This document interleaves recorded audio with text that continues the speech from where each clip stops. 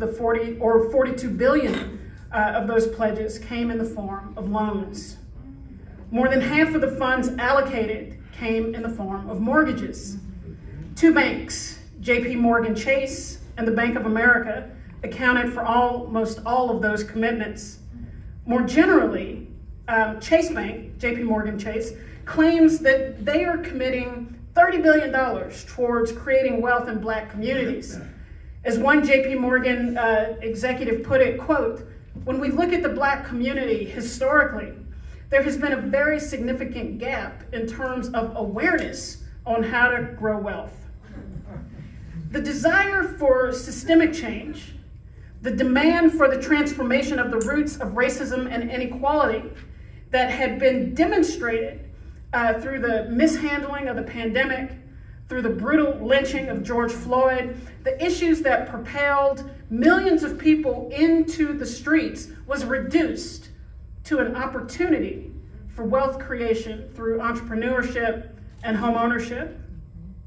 For Chase Bank and the Bank of America, corporate America, and the elected officials who use public policy to leverage the wealth of these corporate titans into schemes for home ownership and small business, the point is not actually to change much of anything. Instead, they seek ways to envelop some Black people into these ventures to nurture the perception that they can be a part of the system, not just in opposition to it. And as new converts to the wealth-creating ventures of small business or home ownership, the titans of business hope to invigorate defense of their economic system. But perhaps even more importantly, they care about broad public perceptions that banks and bankers are not a part of the problem, but are a part of the solution. And the solution is wealth creation, more access to private property, in our ongoing journey towards being what they describe as an ownership society. In this way, whatever problems we see in the economy, in access to private sector funds, to home ownership, are wholly the product of exclusion and nothing intrinsic to the system itself. And so according to this logic, we don't have a housing problem in the US. What we have instead is a racial wealth gap.